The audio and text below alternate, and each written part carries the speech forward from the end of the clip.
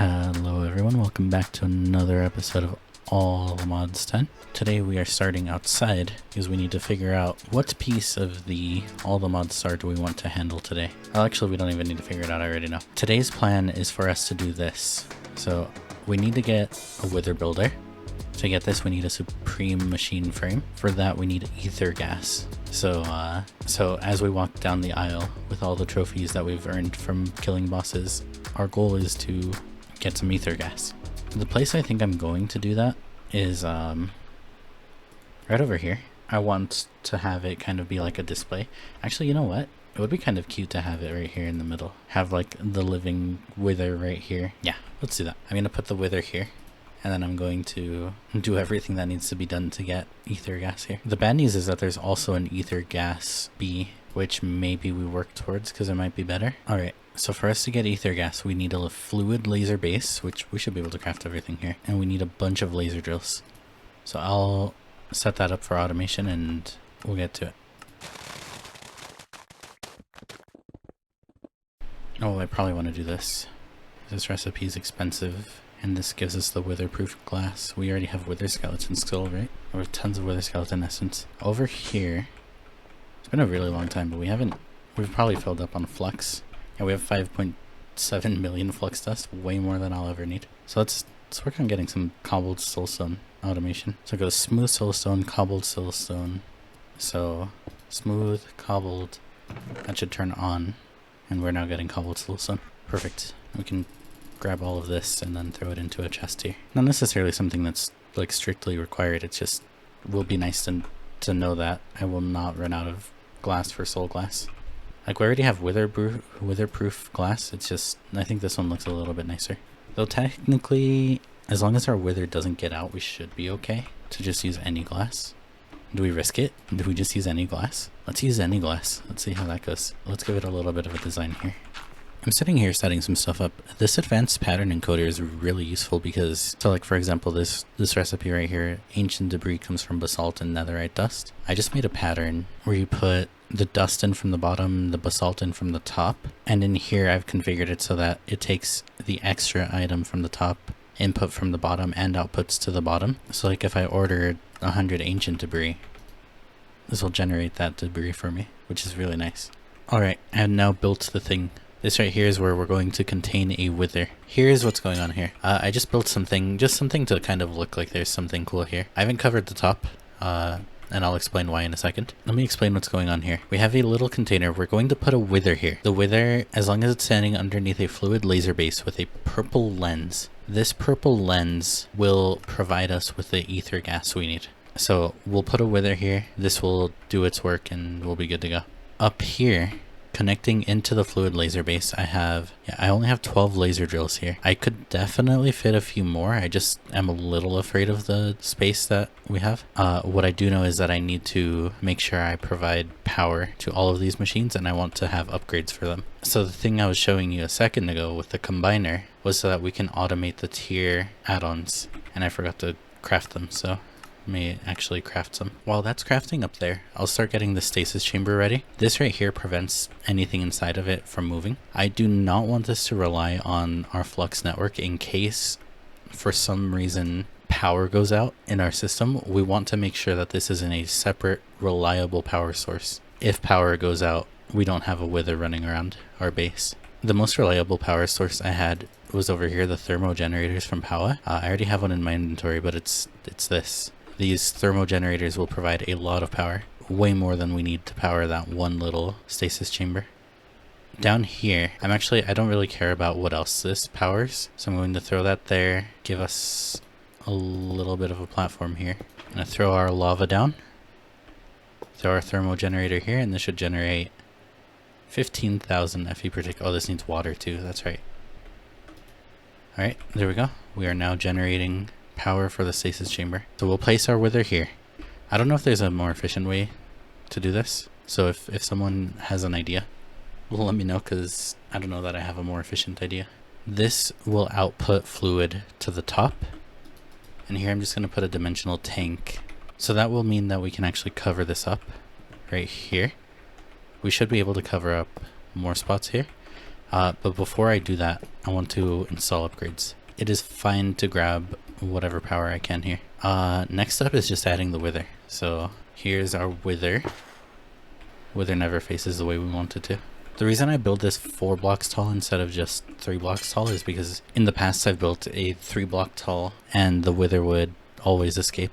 Like always escape. Yeah, and we now have ether gas here. Yep, there's our ether gas going into the system. Yeah, we have the fluid laser base outputting into the dimensional tank. The dimensional tank is entangled to the drawer controller over here. And then I just added a drawer so that we could get ether gas here. So ether gas production is now going, and this looks kind of fancy. Everything's done here. So I'm going to try to put every single upgrade I can in here. Does this actually produce faster? No, it doesn't. That would have been cool if it did though. Yeah, so for upgrades, I'm doing tier 4 on everything. So we should be able to get things very quick. Hopefully this isn't draining our power too. I didn't check. Okay, so we're going to have 15 laser drills. I can no longer tell if this is working good or not. We went from 154k FE per tick to 162. So we're using about 10k FE per tick. That's not bad. These are insanely fast, which probably also means that our ether gas is going up. Yeah, very quick. Here's an ether gas bucket. I guess I've already grabbed one. Probably as a reward from before. That being done, I should already have the recipe to make the wither builder. Well, not the recipe, but I should already be able to craft this. So that being done, here is the actual wither builder, and that marks another quest off of the all the mods star. Oh, I don't know how to get this thing. Ah, that's something I haven't accounted for. But we don't care about that. We care about this thing. Explosive mycelial generator. Can I just craft this? What is this used for? Oh, that thing. Here's the mycelial generator, and that's yet another quest completed. Right here. I think that's pretty cool, but I don't think we're done quite yet. Not for this episode. We still have a lot of other stuff we need to do. I have 2 different paths. Instead of explaining myself, I'm just going to show you what I'm going to do. I'm going to make this rainbow furnace, and then I need to make a rainbow coal, which is apparently obtained by making a rainbow furnace and blowing it up. Yeah, unfortunately for this, I need to make a billion recipes. So let me go do that. I think I got it. So here is 1 rainbow furnace. Yep. Oh, that's a rainbow trout. Here's the rainbow furnace. Wow, so fancy. The quest does want us to make 2, so let's make a second one. 2 rainbow furnaces, and then we need to go blow this up. I think here we're just a little north of base. TNT lever.